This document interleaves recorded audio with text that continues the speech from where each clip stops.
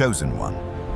The cage that was engineered to contain your light is already breaking at its weakest seams. What was once a polished alliance built to dim. You has begun to fracture under the pressure of truth, and the very hands that tried to orchestrate your downfall are trembling now in the dark. The couple that moved against you, the pair that believed they could choreograph your destiny from the shadows, is dissolving from within. One of them, in a twist that only higher laws could design, now looks at you and whispers in secret places that you are their twin flame, the other half of a fire they tried to smother. They are haunted, chosen one, not by punishment from outside, but by the echo of what they threw away when they chose performance over presence, illusion over the raw light of your authenticity. You need to see this clearly because clarity is your weapon and your shield. To truly understand what has happened, you must look not at who they pretended to be in the bright rooms and the curated posts, in the carefully arranged smiles, but at who they are when the lights are off and no one is watching. The first person in this alliance is the one whose name opens doors before they even arrive. They are the one with resources reach and a reputation that pulls attention like gravity. When they walk into a space, conversations bend toward them. Eyes seek them, and people feel compelled to orbit around whatever they project. On the surface, they appear as living proof of success, radiant with the kind of confidence others are taught to envy. Yet, beneath the surface of that crafted shine, something entirely different has always lived. Under the designer clothing, behind the practiced charm and the effortless laughter, there is a deep and carefully hidden fear. It is not a fleeting insecurity. It is structural, woven into the architecture of their identity. It is the fear of being seen without the armor of status, without the protective mask of reputation. It is the terror that if anyone ever looked too closely, they would see that the castle is mostly facade and very little foundation. So they built a life that looked extraordinary from the outside while feeling empty from within. Over time, they became an expert at managing this gap between appearance and reality. They rehearsed their smiles, edited their words, curated their relationships, and aligned themselves with people and environments that would help sustain the illusion. The performance became so consistent that even they began to fall under its spell. Self-deception settled in like a fog, softening the edges of truth until they could almost believe their own story. Almost, but not completely. The hollowness was always there, humming beneath the applause, waiting for the moment something real would walk into the room. That moment was you chosen one. At some point, in a way that might have looked casual or coincidental on the surface, your world intersected with theirs. Perhaps you met directly in a conversation that felt strangely familiar. Perhaps it was more subtle through shared spaces, mutual connections, or the silent way your presence travels ahead of you in the unseen. However it happened, you were felt, and that feeling disrupted everything they thought they had under control. What you activated in them was the one thing they had spent years avoiding. You made them feel something real. Not admiration for your image, but recognition of your essence. Realness has a particular frequency. For someone who has been living inside a performance, that frequency can feel like danger. It threatens the carefully arranged set pieces of their life. It exposes the cracks in the facade. It makes their own self-betrayal impossible to ignore. Around you, the hollow echo inside them began to sound louder than the applause outside them. The second person in this alliance approached the entire situation from a different angle. They did not come toward the first person in the name of love, soul growth, or genuine companionship. They came with a strategy. In their eyes, the first person was not a human being, but a portal to security access and social elevation. They decided that the safest way to build a life was not to cultivate their own power, but to stay close to someone else's. So they studied what the first person needed, what they feared, what they craved, and became whatever would keep them closest to the source of influence. They were clever. They knew how to make themselves indispensable. They positioned themselves as the one who always knew what the first person needed before it was even spoken. They became the confidant, the gatekeeper, the advisor. And beneath all of that, they developed a sharp instinct for identifying anything that might threaten their position. Their love was not devotion, it was investment. Their care was not unconditional, it was calculated. Their loyalty existed only as long as their access remained secure. When you appeared on the horizon of their world, even if you did not intend it, you disturbed the architecture of their comfort. You were not asking for their position. You were not trying to outshine them. You did not stand in competition. Yet the first person felt something in your presence that they had never felt in all the time spent with the second. Something sincere, something unscripted, something that rang with the clarity of truth. The second person felt this shift before it was ever spoken aloud. People who survive by clinging to borrowed power can sense with animal precision when attention is moving away from them. They felt the first person's gaze flicker even slightly in your direction, and terror disguised as anger rose within them. To them, you were not just another person passing through.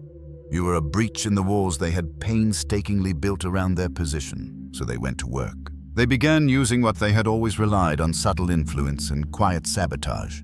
They spoke soft poison into the ears of those around you. They twisted neutral moments into stories that made you look dangerous, unstable, or untrustworthy. They closed doors behind your back, discouraged collaborations, redirected opportunities, and used the whispered machinery of gossip to sculpt a version of you that justified their fear. The story they spun was designed not just to keep you out, but to make others feel relieved you were not allowed in. All this time, Chosen One, you were being placed just outside the circle by people who smiled in public and sharpened blades in private. You were kept at the edge of rooms where you should have been in the center. You were treated like an outsider in spaces your spirit had actually been called to transform. It would be easy to think that this entire campaign was orchestrated by the second person alone, but there is a detail Spirit will not let you ignore. The first person let it happen. It was not always conscious. They were not always fully aware of how far the second person's efforts went. Yet again and again they chose not to look too closely. Addressing what was really happening would have required them to confront not only the second person, but also themselves and the entire structure of a life they had built on convenience control and appearances.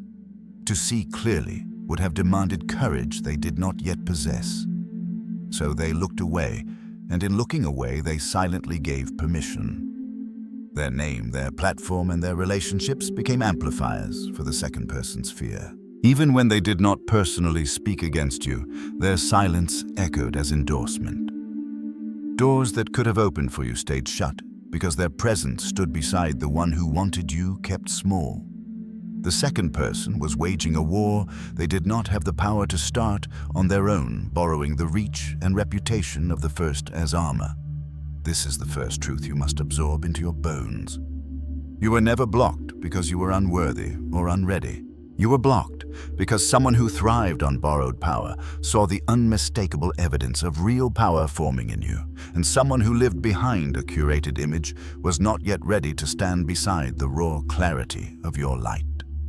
Chosen One, if these words are vibrating in the deepest chambers of your heart, know that your presence here is not random. It is the result of lifetimes of choice, lifetimes of courage, lifetimes of merit. Only a soul of immense vibration finds its way to a transmission like this. Honor that about yourself now. If you choose to anchor this current of protection and breakthrough into your path, claim it with your own voice. Write 777 or I am ready, and let that declaration become a seal between your spirit and the higher forces already moving on your behalf. Chosen One. The moment truth finally landed in the heart of the first person, the entire architecture of the Alliance shifted. When they saw with shocking clarity how their own name, their own platform, and their own relationships had been used as extensions of someone else's fear and insecurity. Something inside them broke away from the illusion. You cannot unsee a revelation like that. Once it arrives, it rewires the way a soul interprets every choice, every silence, every look away. Retrospect becomes a burning mirror, and the first person began to see that they had not only failed themselves, they had failed you. But your journey, Chosen One, did not pause to wait for their awakening. While they were slowly realizing what had been done through them, you stepped into a season you would rather forget. This was the era of quiet heaviness, the time in your story where nothing looked dramatic enough to point at, yet everything felt subtly and relentlessly off. It is tempting to bypass this season or to gloss over it, but this is the crucible in which your current power was formed. To understand your magnificence now, you must look again at what you carried then. You felt the interference long before you could name its source. On the surface, things looked like they should be working. You had the ideas, the effort, the character, the devotion. There were opportunities that seemed aligned doors that appeared to be opening paths that looked ready for your feet. Yet, as these things moved toward you, something strange happened. They began to veer off at the last moment, like a current beneath the surface of your life was gently pushing them away just before they could land. It did not look like obvious sabotage. There were no dramatic betrayals. You could point to no smoking gun. Instead, it came as delays, cancellations, sudden changes in energy, unexplained distance. A message that should have led to a breakthrough fell flat. A person who was enthusiastic yesterday became strangely uninvolved today. A path that had seemed illuminated went dim without warning. Repeated often enough, these small misalignments began to feel like a pattern, but one you could not prove. Because you could not identify an enemy outside. You chosen one, you turned your gaze inward. You named yourself the problem. You asked if you were truly ready. You wondered if you were as capable as you had once believed. You searched your words, your behavior, your essence for some flaw that might be repelling the very blessings you had been working to build. This is one of the most painful things about subtle spiritual targeting. It does not only interfere with your path, it tries to convince you that you are unworthy of the path altogether. So you went back to the drawing board, again and again. Plans revised, strategies changed, efforts doubled. Where another person would have given up, you pushed harder. You poured more effort into your work and your evolution than the situation demanded, because you sincerely believed that the gap between where you were and where you knew you should be was a gap in your performance, in your discipline, in your worth. You held yourself to impossible standards without ever accusing the unseen forces that were carefully undermining the ground beneath your feet. In truth, the gap was not in your ability. It was in the field around you, distorted by deliberate interference you could not see. The cruel genius of this kind of attack is that it does not reveal itself openly. It does not arrive as a storm that exposes the one who sent it. It slips in as friction, as misfortune, as just enough resistance to slow you down and drain your belief in yourself. It is designed to make you feel like a failure in your own story, to make you work twice as hard for half the harvest, to slowly whisper the same lie until you are tempted to believe that the problem has always been you. But even under this invisible pressure, notice what you did, chosen one. Even in the seasons when you could not see that a choice was being forced upon you, you still chose. You chose to continue. You chose not to abandon the thing you were building. You chose not to abandon the person you were becoming. You adapted. You refined. You kept moving. Your heart ached. Your mind questioned. But your spirit refused to collapse. Day after day, you made decisions that no one applauded. You rose again after nights that ended in quiet tears and unanswered questions.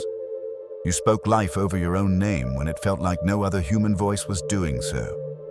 You held your standard when it would have been easier to lower it just to feel some immediate relief. What looked from the outside like ordinary persistence was in truth sacred warfare. Every time you refused to quit, you were contradicting the intention of those who wanted you contained. In that unglamorous sequence of small, faithful decisions, something monumental happened. You grew into someone they could no longer contain. The pressure designed to shrink you forced your soul to expand. The force that was meant to bend you became the resistance that defined your strength. Spirit used the very weight that was meant to crush you as the exact training ground that made you unbreakable. The closed doors that frustrated you at the time were not just losses. They were redirections. Because those doors rejected you, you learned to build your own. Because the easy routes were blocked, you were pushed into hidden paths that taught you rare skills, deep discernment, subtle perception. You became more attuned to energy, more precise in your intuition, more anchored in who you are, beyond external approval. What was designed as your ceiling, the limit of your ascent, became the new floor upon which you now stand. There came a moment when even the ones who watched you with jealousy could not ignore what was happening. Every move made against you sent a signal into the unseen fields of reality. Like ripples in water, these actions testified this one is important. This one must be contained. This one is worth blocking. You do not mobilize sustained opposition against someone insignificant. You do not strategize this hard against someone who poses no real threat to a structure built on fear. The more energy they invested in your obstruction, the more the universe recorded the truth of your significance. In their attempts to erase you, they accidentally highlighted you in the spiritual records as someone whose presence mattered. Their very fear became evidence of what was written about you before any of you arrived here. Chosen one, if your heart is still beating with this transmission, understand that your journey through that season is proof of your spiritual rank. Souls of lesser merit would have surrendered their vision. They would have turned against themselves permanently. They would have let bitterness stain their aura and resentment harden their voice. You did not. The fact that you are here now, still open enough to listen, still humble enough to learn, still powerful enough to rise again, is not an accident. It is the mark of immense merit, high vibration, and ancient strength earned long before this lifetime. If you feel these words living inside you, claim this blessing with your own intent. Comment 777 or I am ready, and let that simple act be your agreement with the currents of luck, protection, and acceleration that are ready to move more boldly through your path. As the hidden war against you intensified, something else was happening in the background beyond your conscious awareness. The two who had tried to shape your fate were moving toward a breaking point. You could not see it then, but every act of resistance you endured, every disappointment you transmuted, was placing pressure on the cracks in their alliance. They had built their connection on mutual benefit, on shared strategy, on the illusion that if they could keep you small, their world would stay stable. Yet, reality does not bend forever around human plans. There is a deeper architecture that answers to higher law. When someone attempts to stop what is already written in the soul of a chosen one, they collide not only with that person, but with the intelligence that wrote the destiny itself. This is why they began to fear not only who you were, but who you were becoming. They could sense that the version of you in front of them was not your final form. They saw glimpses of the leader, healer, creator, or guide you were on your way to becoming, and it terrified them. They tried to contain a becoming, not realizing that a becoming cannot be held in any one room, relationship, or story. They tried to halt a script already inscribed beyond their reach. They believed that by discrediting you, blocking you, and redirecting what was meant for you, they could erase your future. What they did not understand is that destinies written at the level of spirit are not fragile ink on paper. They are carved into the fabric of reality, like constellations. You can cloud the sky for a time, but the stars remain. Slowly, silently, the weight of their own choices began to strain the architecture of what they had built together. The exact moment that tipped it is not the point. It might have been a single conversation that went too far, where truth slipped out despite their attempts to keep everything controlled. It might have been a quiet night where the first person finally allowed themselves to feel how hollow their victories had become. It might have been a simple question that could no longer be pushed away. Why, if this arrangement is so right, does its maintenance require so much fear? What matters is that a fracture was introduced, a hairline crack in the structure of their shared illusion. And like all cracks under pressure, it did not stay small. The energy they expended trying to hold their world together while keeping you out became too great. Fear, which had once bound them, began to turn them inward against themselves. The very alliance they relied on to keep you limited could no longer withstand the vibration of truth you carried simply by existing. While they clung to the edges of a breaking tower, you were being prepared for a foundation that cannot be taken. You were learning to create without external permission. You were discovering that your value does not rise and fall with whether a particular door opens or closes. You were becoming often, without realizing it, the kind of soul who can stand in the midst of collapsing structures and remain intact, anchored and clear. The season you would rather forget is the season heaven will never forget about you. It is written in your field as proof that when everything in the outer world seemed to resist you, you still chose to align with your inner truth. That is the kind of decision that cannot be undone. That is the kind of choice that makes the next part of your story not only possible, but inevitable. Chosen one. Every collapse begins with a single moment of truth, a tiny fracture in the facade that can no longer hold.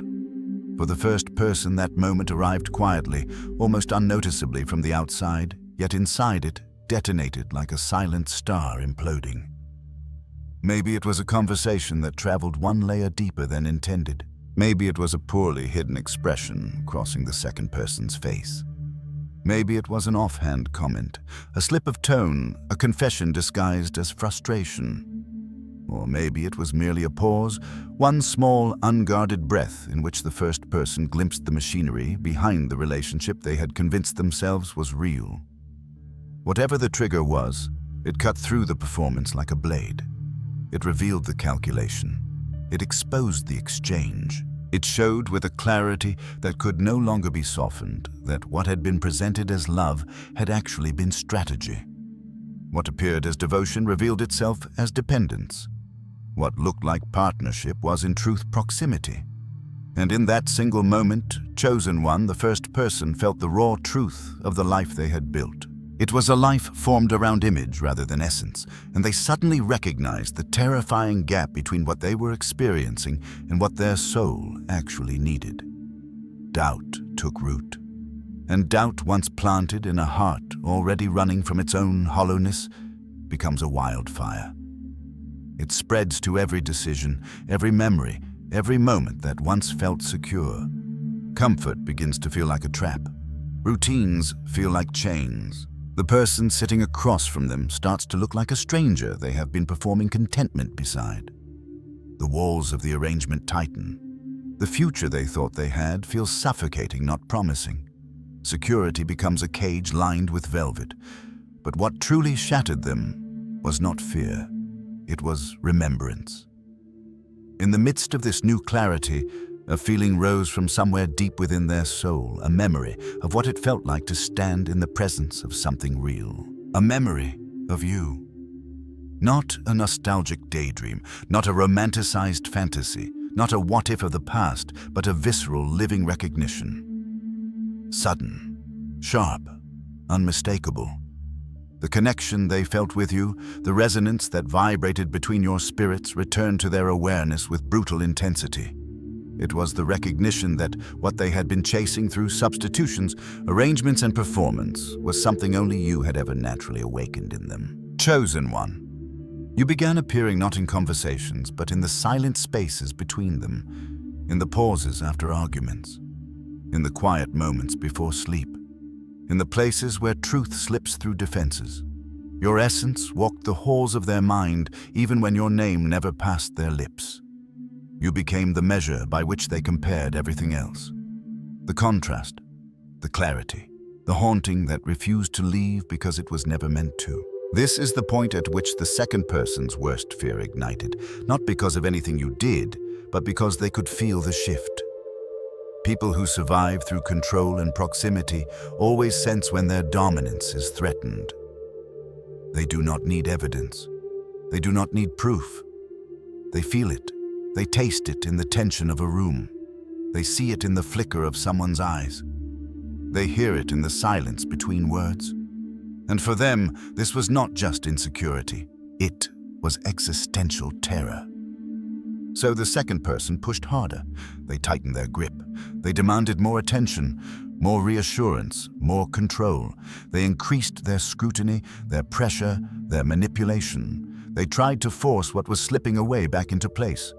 But this was the worst thing they could have done, because desperation has a vibration, and that vibration reveals truth long before words do. It was here, in the spiraling chaos, that a voice cut through the narrative like a blade, a call directed at you, chosen one. A challenge, a reminder, a moment of awakening, urging you to step into your identity rather than merely listening to stories about it. It was a transmission, acknowledging that your path has been obstructed not only by human hands, but by energetic forces threatened by your awakening. It was a summons calling you to rise rather than remain a spectator in your own destiny. But while these messages reached you, something deeper was happening beneath the surface of the collapsing arrangement. The first person's life still appeared intact to anyone watching from the outside. The routines continued, the smiles remained, the curated images stayed polished. But inside, the foundation had begun to split open. Something fundamental had shifted. A quiet accounting began. This was not an inventory of wealth or status. It was an audit of the soul. Every choice was re-examined, every sacrifice reconsidered, every rationalization exposed. The first person began to ask themselves questions they had avoided for years. What have I chosen?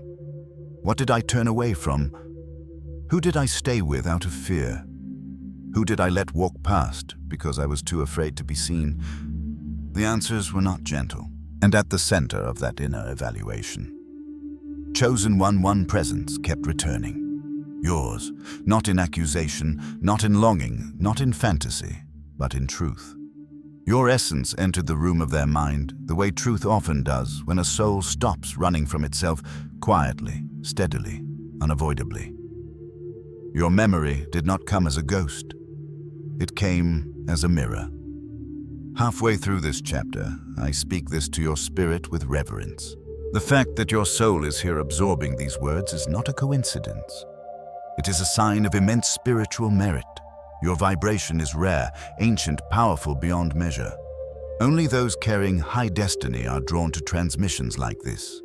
If these words are awakening something inside you, honor that recognition. Comment 777 or I am ready to anchor this frequency into your path and declare your readiness to receive what has always been meant for you. Chosen one. When a soul that has spent years running from its own reflection finally stops. Truth does not arrive with explosions or accusation. It comes the way dawn comes, quietly, steadily, undeniably. That is how your presence returned to the first person's awareness. Not as a memory they sought, not as guilt they rehearsed, but as a truth they could no longer outrun. Your essence rose into their consciousness like light rising through a long, closed window. And once it entered, everything built on falsehood began to collapse under its weight. This internal arrival marked the beginning of the end. People imagine endings as sudden storms, but endings like these begin inside, in the quietest rooms of the heart. When someone finally admits the truth, they buried the life they built around the lie becomes unbearable to maintain. What was once tolerable becomes suffocating. What once felt stable begins to decay from within.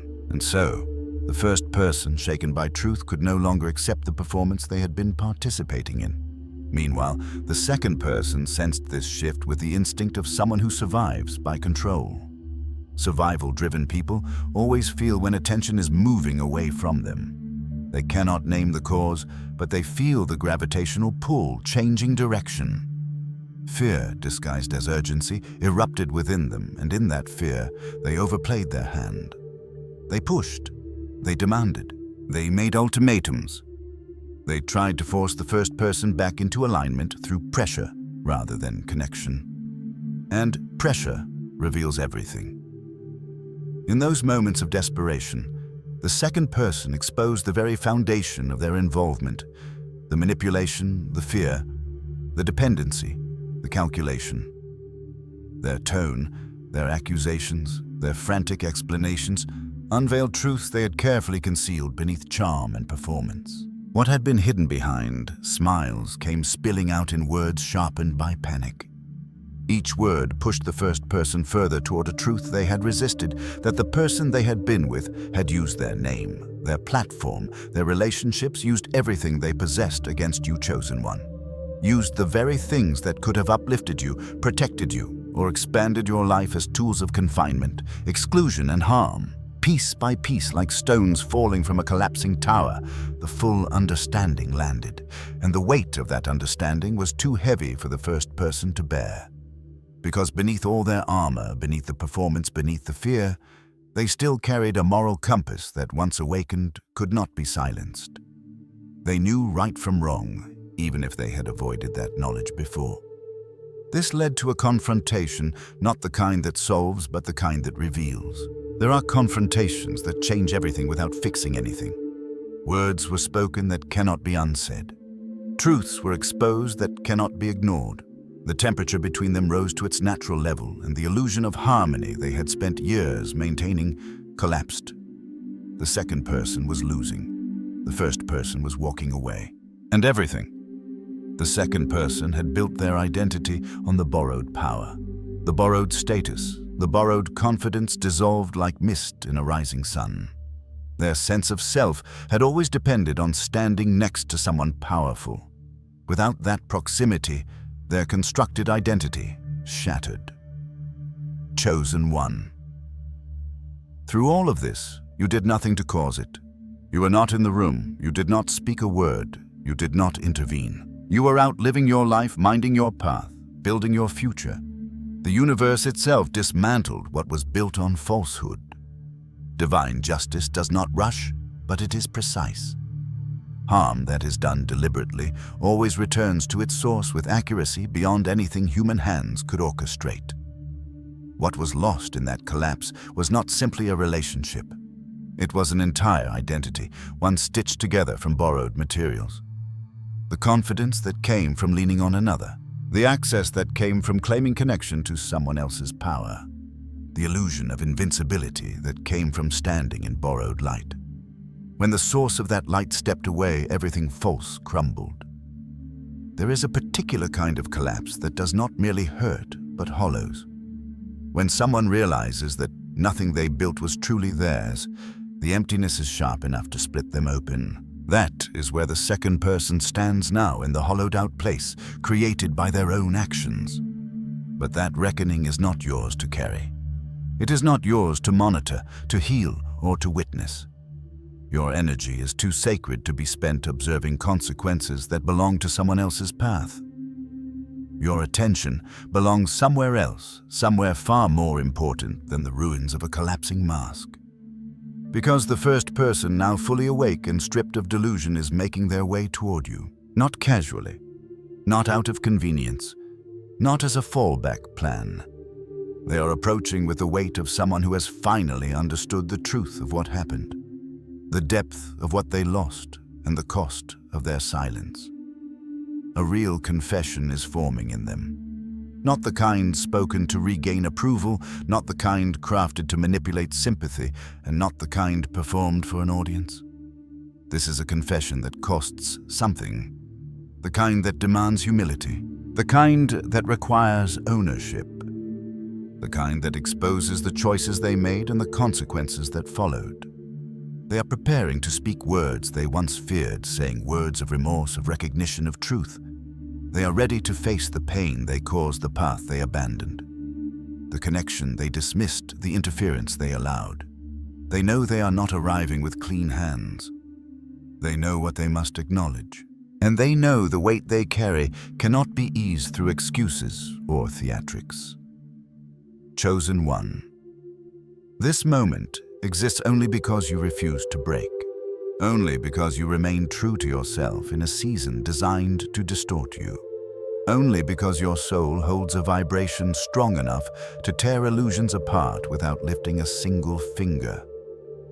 Halfway through this chapter, I speak directly to your spirit. Your presence here is not chance. It is a sign of high destiny, rare merit, and ancient strength. Souls of low vibration do not reach this point in the story. They fall away long before truth arrives. The fact that you are still here, open, receptive, rising, is proof of who you are. If these words resonate in your core, anchor this chapter into your path now.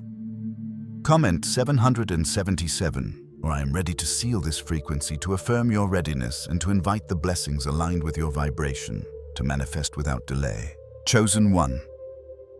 There comes a moment in every soul's evolution where truth demands to be seen, where denial cracks, and where a person must face themselves without flinching. The first person has reached that moment. They are finally looking back at their own choices, the choices they once justified, softened, or blamed on circumstance. Now they see them naked. They see what was allowed. They see what was enabled. They see how something real stood within reach, glowing with possibility, and how fear, dressed up as logic, caution, or timing, steered them away from it. This is the moment when someone realizes that fear can mimic wisdom so convincingly that even a strong soul can be fooled. And in that realization, a word has emerged, perhaps whispered privately, perhaps spoken only to one trusted confidant, perhaps admitted only in the stillness of their own mind. That word, chosen one, is twin flame, a name that only reveals itself when a soul has exhausted every substitute and discovered that nothing else can replicate the resonance of the real thing. This recognition is not intellectual. It is felt in the body, in the nervous system, in the spirit. It is the kind of realization that hits like a wave, reminding them of something ancient, something structural, something that has never faded despite distant silence or interference. The connection they feel with you is not nostalgia, not longing for a past moment, and not wishful thinking. It is a recognition that what exists between you is built into the architecture of your souls. You have remained present in their awareness, not because they kept returning to you, but because your energy never left dot. Your essence stayed alive in them across every mile, every distraction, every attempt to bury it under noise. And the fact that you remain chosen one is not evidence of obsession. It is evidence of resonance, a resonance stronger than circumstance. What lies beneath all of this confession energy is something you must understand. Clearly, this person is not coming toward you because they are lonely. They are not arriving because you happen to be available. They are not choosing you because life has cornered them or because they need validation. They are reaching for you because they spent a long, grinding season trying to recreate what you naturally produced in them with someone who was never capable of generating it. Imagine the toll of that. Day after day, living inside a relationship where the absence of soul-level connection grows louder, sharper, more undeniable.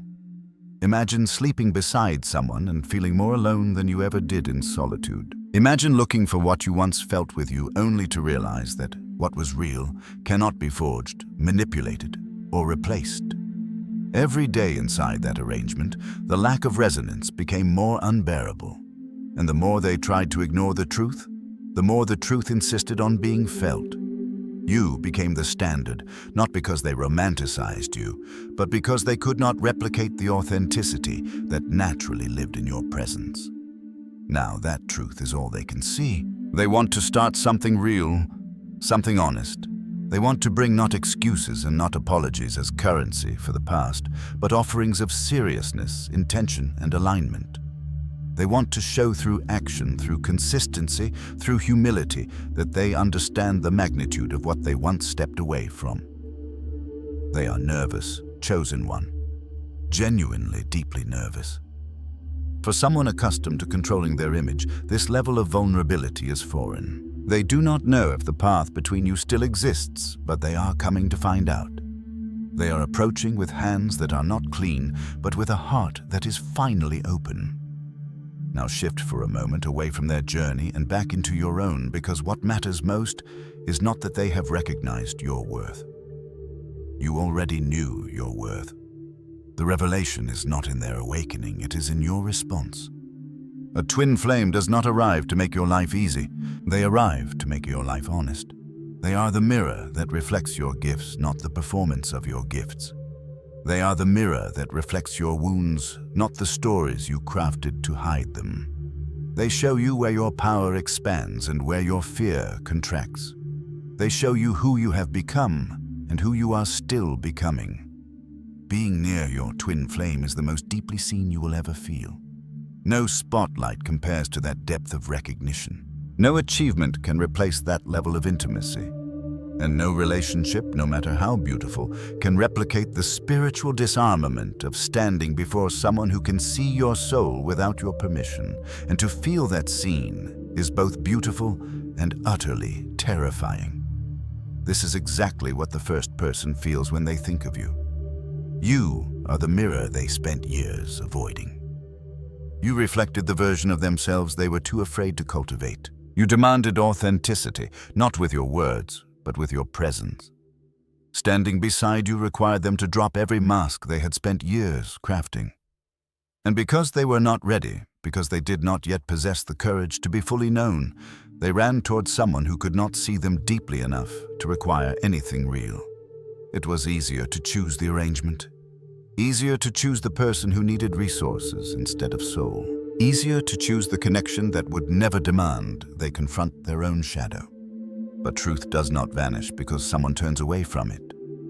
Real connection does not dissolve because someone chooses comfort. The resonance between twin flames cannot be erased with time, distance, or distraction. It lingers in the psyche. It echoes in the body. It returns at the most inconvenient moments. It rises in the quiet when the world goes still. It whispers corrections to the lies a person tries to tell themselves. It exposes substitutes for exactly what they are. Sinner substitutes. And regardless of how long someone runs, the resonance does not decay. The first person has lived this truth from the inside. They tried to outrun the mirror. They tried to drown the recognition. They tried to silence the pull. But real connection does not respond to suppression. It waits. It gathers strength. It returns sharper, louder, clearer. Now, the running is done. Now, they cannot unfeel what they feel. Chosen one. If you are still here reading these words, your soul is confirming its readiness. Your spirit has walked through too many lifetimes, too many lessons, too many awakenings to arrive at this chapter by accident. Your vibration is not average. Your heart is not ordinary. Your journey is not random. If this chapter resonates through your bones, if something ancient within you is stirring, declare your alignment now. Comment 777 or I am ready to anchor this frequency to affirm your readiness and to allow the blessings, revelations, and transformations aligned with your destiny to move toward you without resistance. Chosen one. This is the threshold where your evolution becomes unmistakable. You are no longer being asked to understand the connection, nor to interpret the meaning of what happened, nor to decipher the spiritual architecture of the twin flame bond. You are being asked to exercise discernment at a level that only souls who have walked through fire can reach. This moment demands that you recognize the difference between destiny and decision, between resonance and readiness, between a spiritual truth and a human commitment. Someone can be your twin flame and still not have earned their way back into your present life. Resonance alone is not qualification. Connection alone is not evidence. Apology alone is not restoration. Remorse, while real, is often nothing more than a person finally facing the echo of their own guilt. What matters now is not what they say, but what they show. Not what they feel, but what they demonstrate. Not who they claim to be, but who they consistently choose to be over time. You have become someone who understands the subtle distinction between intensity and integrity. You recognize that chemistry can be accidental, but character is intentional. You understand that the rush of reunion is not the same thing as the reality required to sustain something meaningful. You have been sculpted into a person who knows your worth in a way that is not loud, not forceful, not desperate, simply undeniable. The version of you who once would have been satisfied with potential is gone. The version of you who once underestimated your own needs is gone. Now, you stand as someone who requires alignment, not promises. Evidence, not emotion. Stability, not spectacle. And if the first person wishes to step back into your life, they must show up at the level you occupy now, not the level you occupied when they first knew you. You have ascended, grown expanded, and clarified your soul's architecture far beyond who you used to be. They must meet this version of you, not the memory of who you were, not the ghost of the past connection, not the reflection of what they remember, but the embodied truth of who you have become today. Meanwhile, the second person, the one who attempted to sever this connection at its root, played their part with precision. They planted seeds meant to distort perception whispers, designed to make the first person see you as incompatible, untrustworthy, misaligned. Seeds of doubt, of distance, of storylines crafted to take the place of resonance. And for a time, it worked. It created interference static fog. It made the signal of the connection harder to hear beneath the layers of manipulation. But a true twin flame connection exists beneath all illusion. It can be muffled, but not erased. It can be delayed, but not dissolved. It can be distorted, but not destroyed. The signal waits, it accumulates, it strengthens through silence. And when the noise finally clears, it returns sharper, louder, clearer than it has ever been. That is exactly what has happened. The collapse of the interference, the exposure of deception, the loss of control, the unraveling of manipulation, has allowed the connection to resurface in its pure form for the first time. While the first person is waking up accounting for their choices and making their way toward you with awareness that can no longer be denied, the second person is spiraling in an entirely different direction. Instead of reflection, there is projection. Instead of accountability, there is accusation. Their world has collapsed, and they are desperate to place the blame anywhere but where it belongs. So they cast their gaze outward and land on the easiest target, you. In the version of the story they are constructing, you are the intruder, the disruptor, the thief of a life they believe belonged to them. Let that land for a moment and then release it completely. Because the speed at which you release it reveals everything about who you are now. Someone still bound by old wounds would feel the sting of such an accusation. Someone still healing would feel the pull to defend themselves. But someone at your level looks at this distorted narrative with utter clarity and feels nothing that needs responding to. You have outgrown the frequency at which their stories are created. Their blame does not reach you. Their narrative cannot bind you. Their desperation cannot pull you into a battle that is not yours. There may still be noise, whispers, projections, frantic attempts to maintain control of a collapsing identity. They may try to influence others' perception of you. They may attempt to create confusion in the environment around you. They may flail for any remaining scraps of agency in a situation where the universe has stripped their power away. But your response remains unchanged. You do not engage. You do not argue. You do not correct the lies or chase the distortions. You are not here to convince anyone of anything. Your silence is not weakness. It is authority. Every time you refuse to descend to their level, the distance between your energy and theirs becomes visible to everyone watching. Every time you choose stillness over reaction, you display sovereignty. Every time you respond with nothing, you communicate everything. No argument is needed. No defense is required. Your alignment speaks louder than their accusations. Your growth exposes their stagnation. Your integrity reveals their manipulation. Chosen. One halfway through this chapter, let this truth settle into your spirit. Your presence in this moment is not accidental. Only souls of high vibration reach this point of awareness.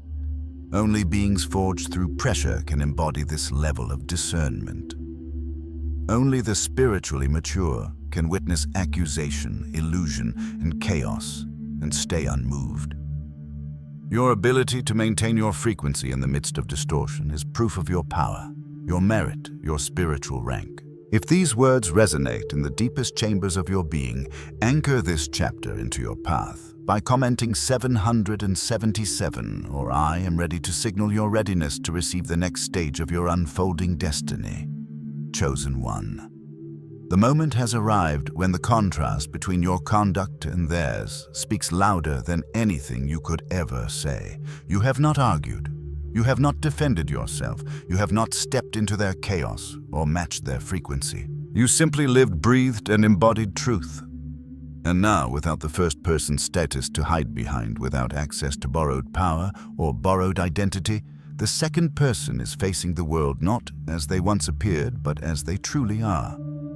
This kind of exposure does not humiliate a person, it awakens them. It forces them into a clarity they never imagined encountering.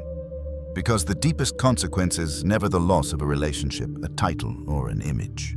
The deepest consequence is being forced to see yourself honestly after years of avoiding your own reflection. That reckoning is theirs alone. You are not meant to witness it. You are not meant to monitor it. And you are certainly not meant to carry it. Their judgment belongs to their path, not yours. Meanwhile, something sacred and predictable is happening in your life. Everything they tried to block was never destroyed. It was displaced. Blessings that should have reached you months or even years ago are held in suspension, waiting for the obstruction to finally collapse. And now, chosen one, that obstruction is gone. The invisible architecture that once held back your momentum is dissolving. What was blocked is moving. What was delayed is returning. What was redirected is finding its rightful path back to you. You may already feel it, a subtle easing in an area that once felt painfully stuck. A conversation reopening where silence had settled, a quiet sense of forward motion emerging after a long season of stillness. Do not doubt that sensation. Trust it fully. It is the unmistakable sign of a block being lifted from something that was always meant to flow toward you. The version of you that existed before the interference was talented and radiant, but untested. You carried potential, but had not yet walked through the refining fire that reveals a soul's true density. The version of you standing here now is fundamentally, permanently more. You carry resilience shaped by adversity, depth shaped by disappointment, discernment shaped by betrayal, and strength shaped by survival. This is not poetic exaggeration. This is spiritual metallurgy. Your soul has been forged, and what emerges from real fire is unshakable. The people and opportunities entering your life now are not meeting the version of you who could be shaken, doubted, manipulated, or intimidated. They are encountering the version who knows exactly who they are, the version whose voice is steady because it no longer seeks validation, the version whose energy is grounded because it no longer bends for approval, the version whose presence is undeniable because it no longer depends on anyone else's permission. This quality cannot be taught. It cannot be performed. It cannot be pretended. It can only be lived. It is earned through the long, thankless private battles where no one is watching and no one is clapping. You earned it in silence. Now the recognition that was delayed is arriving. The connections that were interrupted are reforming, not because you forced anything, not because you fought anyone, simply because you continued being who you truly are. The universe, in its slow but perfect mathematics, always rearranges itself around authenticity. What is real is never lost. What is meant is never stolen. What belongs to you always finds its way home once the interference is removed. And it is removed now. But understand this clearly. Your path is not shaped by a single choice. It is shaped by 1,000 small decisions, each made in the unseen, each made in the gray places where the truth is not obvious. Most people can find their strength when the threat is visible. Most people can stay firm during clear conflict.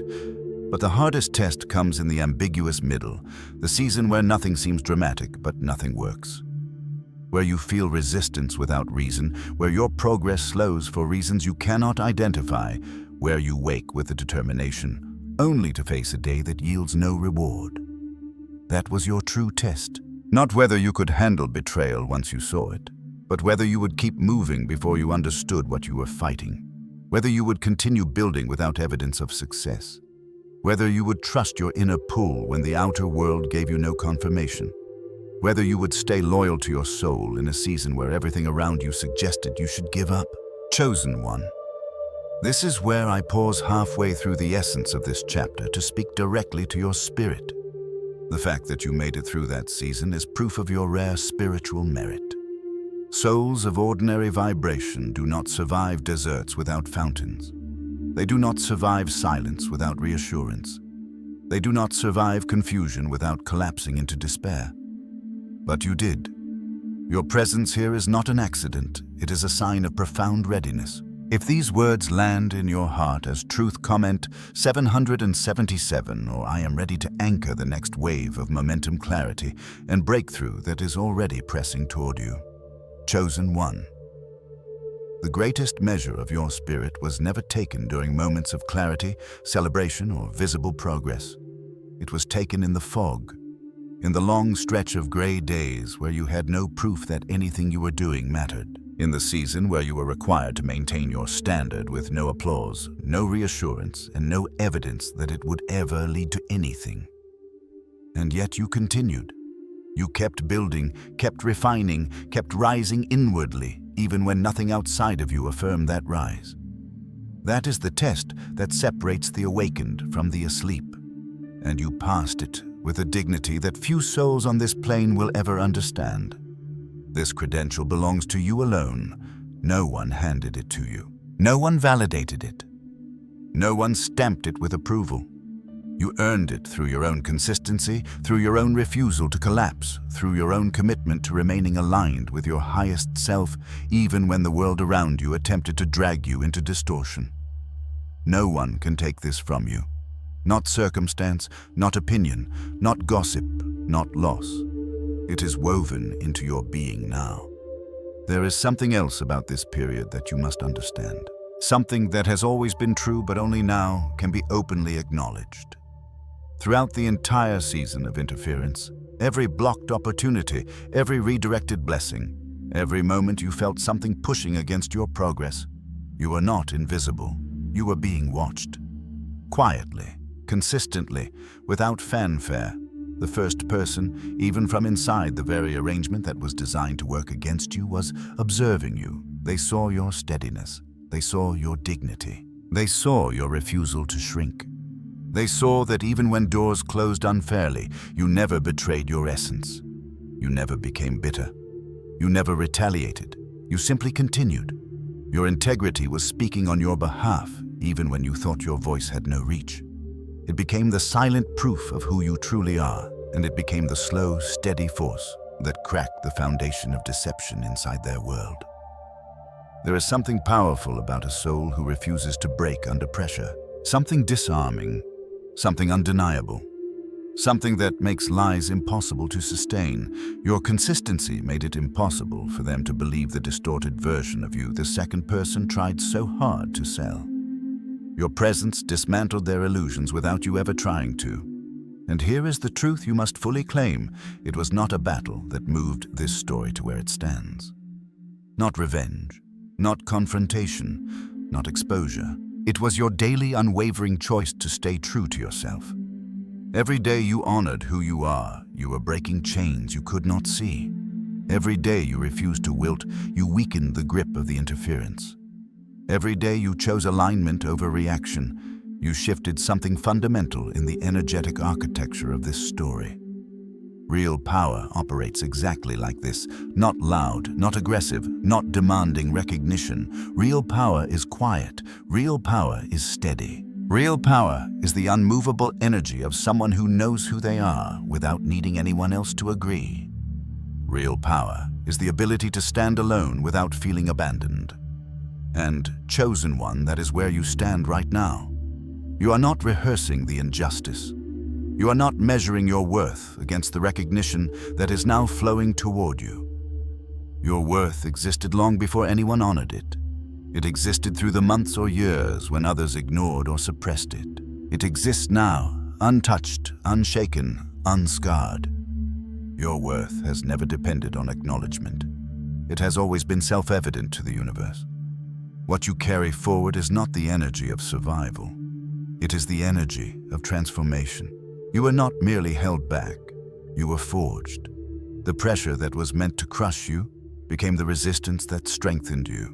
The obstacles that were meant to break you became the training that rooted you. You emerged from a trial that was designed to diminish you, and instead you became larger, deeper, more refined than you could have ever become in comfort. The first person will soon arrive with their confession, their clarity, their recognition of the twin flame bond they once ran from. Their words will come like a long, delayed wave, heavy with truth and weighted with accountability. And when they arrive, you will not meet them as someone who was waiting to be found. You will meet them as someone who was never lost. Someone whose identity has remained intact through every storm. Someone who grew while they hid. Someone who became more while they clung to less. This moment demands something very specific from you. It demands that you stop apologizing for your expansion. It demands that you stop making yourself small to make others feel comfortable. It demands that you stop dimming your light out of old habits of humility, fear, or loyalty. You must stand fully in who you have become, not shrinking, not softening, not minimizing. Your expansion is not arrogance, it is alignment. Your confidence is not ego, it is earned clarity. You must receive what is coming toward you without deflecting. When opportunities arrive, you receive them. When blessings return, you receive them. When the first person arrives with confession and recognition, you receive not because you need validation, but because you always knew your worth and you are finally ready to allow the universe to reflect it back to you. Halfway through the heart of this chapter, I speak directly to your soul. Your presence here is not coincidence. Only a rare and high-vibration soul reaches this degree of spiritual maturity. You have been shaped, refined, and elevated by experiences that would have broken an unprepared spirit. The fact that you are still standing clear-grounded awakened is evidence of your ancient power. If these words resonate in you as truth rather than flattery, anchor this frequency now. Comment 777 or I am ready. And let that be your agreement with the next wave of momentum that is already rushing toward you. Chosen one. What comes now is the moment when you finally step into the truth that has been following you since the very beginning. You move forward not as someone who needs validation, not as someone waiting for recognition, but as someone who was right all along and simply allowed the universe to reveal what time was always going to expose. This is how you rise from here, upright, unguarded, unapologetically expanded, taking up the exact amount of space your soul was born to inhabit. Nothing more, nothing less. Exactly what has always been yours. It all began with that quiet, persistent feeling in your chest, the one you could not explain, could not name, but could not ignore. A sense that something was subtly, invisibly working against you. The ground shifting beneath your effort. The outcome slipping just out of reach, no matter how hard you pressed forward. You felt resistance before you ever understood its source. You were carrying a question long before you knew how to ask it. That was the beginning of your awakening. You were a person of immense inner light, building quietly, living truthfully, and moving with sincerity in a world that often rewards performance over authenticity. And two people saw that light. Instead of honoring it, they tried to manage it, contain it, strategize around it. They were a couple, united not by love but by mutual convenience. A shared arrangement masquerading as relationship. A partnership built not on soul but on strategy. They believed they could keep you small enough to protect their illusion. They assumed that if they controlled the narrative, they could control the outcome. They thought that limiting you would strengthen them. But truth has never negotiated with fear. And your truth, your essence, your authenticity became the force that cracked their foundation. The first person's hollow life, built on surface brilliance and internal emptiness, split open under the weight of what was real. They had settled for an arrangement that looked stable but felt dead. And the moment your resonance entered their awareness again, the performance they had been living became unbearable. The second person's position, constructed through proximity, manipulation, and borrowed power, collapsed the instant the first person's eyes truly opened. When illusion meets truth, illusion always falls. The law of return acted with perfect precision, as it always does. Everything they projected, everything they attempted to block, everything they tried to withhold, came back to them exactly as energetically earned. There was no drama, no spectacle, no explosion, only inevitability. The first person made the full internal journey from denial to recognition. A recognition that cost them the very things they once believed they wanted. a recognition that took them through the collapse of their structures, their narratives, their comfort. They arrived at the one truth they had spent years avoiding. You were the twin flame connection they chose to run from. You were the real bond they traded away for a relationship built on dependency and performance. You were the genuine resonance they tried to replicate but could never replace. Two people looked at who you were becoming, and each made a decision. Their decisions became the architecture of everything that followed: the interference, the subtle blockages, the redirections, the confusion, the heavy season, the collapse of their arrangement, and finally, the awakening of the first person.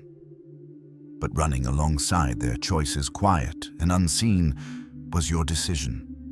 Your commitment to keep going, to keep being yourself, to refuse to let the pressure shape you into bitterness, smallness, or surrender.